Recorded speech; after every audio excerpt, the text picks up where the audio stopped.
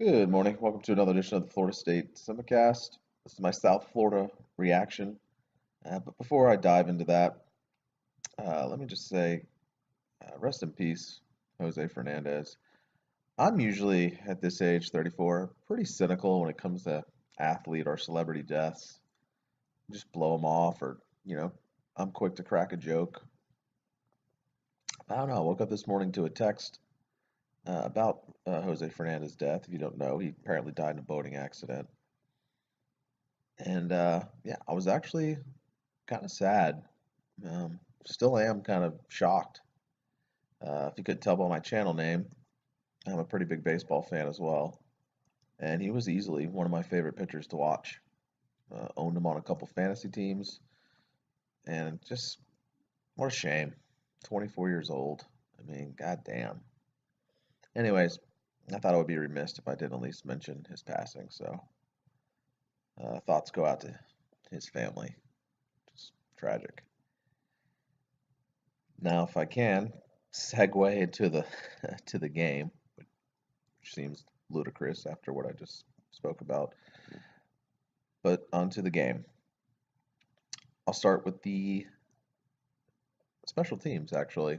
Why not? Let's do all three phases, and I'm going to try and keep this short. I've looked at my YouTube analytics, and I've only done this a couple times in the couple months I've been doing this, but I decided to look again, which requires just a simple click from me. And on average, people watch these for about 3 or 4 minutes.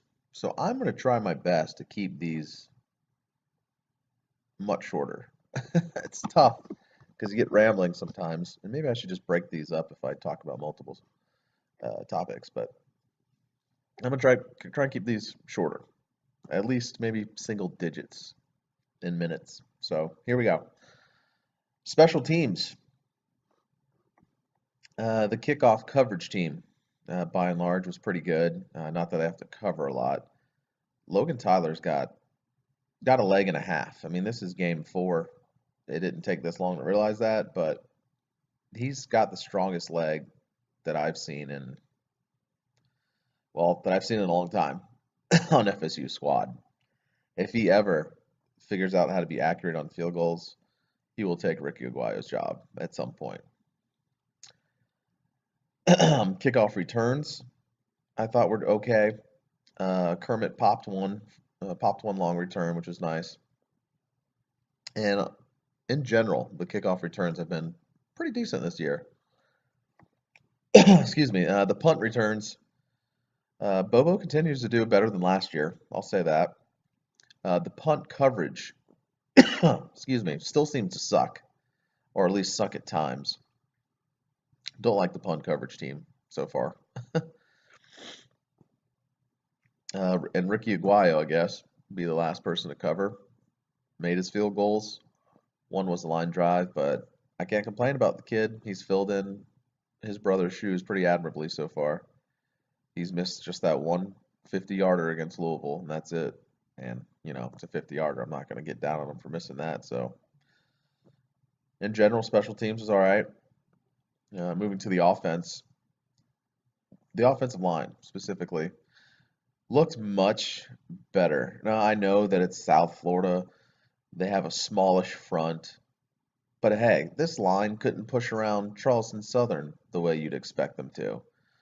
So it was nice to see them actually man up and try and respond. And that's what this game was about for the entire team, responding to last week's beatdown.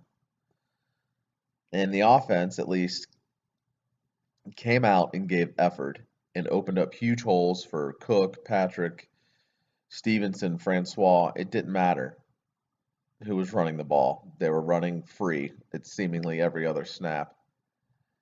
So that was good to see. Rubel, at the very worst, seemed competent.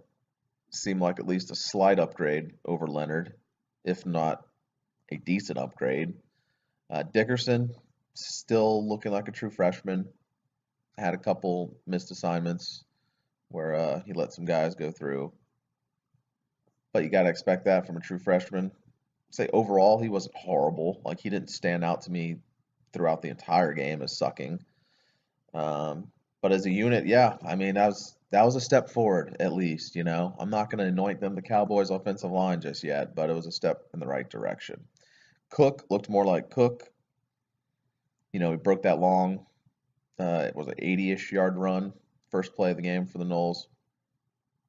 And I still don't know if his speed's quite back or looks the same as last year, but he at the very least he looked like he was running pretty hard. He wasn't avoiding contact. You know, he made guys miss when he had one-on-one opportunities to do that. So kudos to Cook. He had over 300 yards of offense.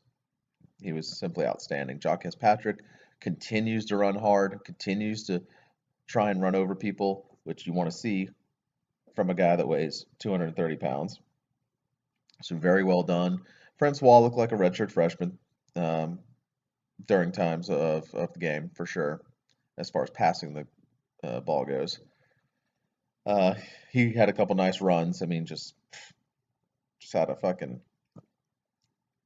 you know, cavalry out in front leading them on some of those runs. It was ridiculous, some of those QB runs, which I like to see Fisher incorporate that. Um, some negatives about the offense. Sometimes the play calling got a little bit too cutesy. There was what, third and goal from about the 2, despite the fact that Florida State's been running roughshod all over South Florida. Jimbo dials up a play action, and I think Dickerson, might have been Dickerson, that whiffed on his block, and it just got completely blown up, and they had to settle for a field goal. And there was a couple other times, I think, in the red zone where they had to settle, at least one or two other times.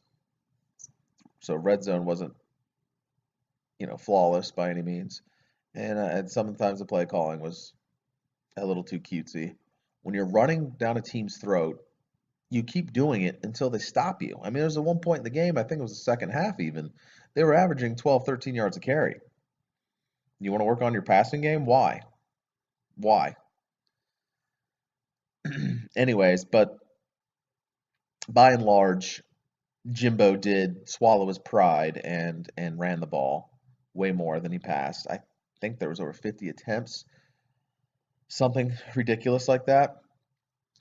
479 rushing yards, if memory serves, and about 160, 70 passing yards, so over 600 yards of offense. And I think the 479 yards was almost a school record. It was close.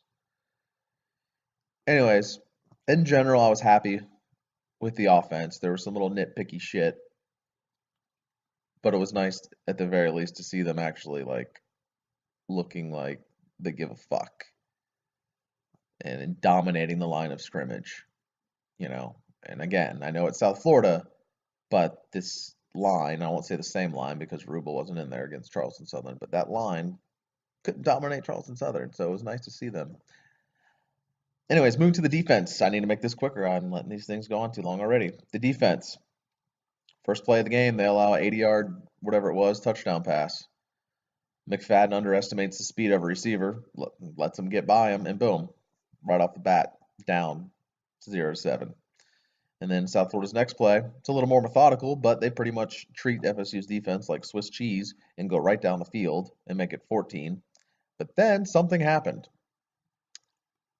I think it was 9 series in a row. It was about 30 minutes, it seemed like, of game time that the defense just shut South Florida down. They stymied them. At one point, it was 45-14. You're thinking, holy fuck, maybe they're turning the corner. Now, the South Florida team isn't, I don't know, Clemson or, you know, Oregon from a couple years, their offense, but they had averaged 49 points a game in the first 3 contests. Granted, against Syracuse and a couple of nobodies I can't even think of. But you were liking that little stretch, like, all right, defense, there you go. But then the same defense that we've seen for most of this year, and even dating back to the bowl game against Houston last year, yeah, they reared their ugly heads. And you saw missed tackles. You saw lack of effort, it seemed like, on the defensive line. Not everybody, but some people, it just seemed like the ball would be snapped and they pretty much just start dancing with the offensive lineman, just leaning against them. At least that's what it seems like to, you know, the lay person that's watching on TV that doesn't, you know the football game like a coach or a player would. Just watching, that's what it looked like. Missed tackles galore. I mean, fuck, I was on the fence about Kelly. I like to give bigger sample sizes, but maybe I'm being too patient. I think I'm ready to see him get the hell out of here, honestly. I think I've commented on somebody's or replied to someone's comment saying I wouldn't be sad to see him go. Yeah, now I'd like to see him go. And DeMarcus Walker after the game said, it's on the players, it's on us. Like, yes, you're right, but they can't release all you guys from your scholarships. They're not going to do that. So it starts at the top, at least as far as the defense goes. Maybe a new coordinator can bring some new life and hold you guys more accountable because you guys aren't looking accountable right now.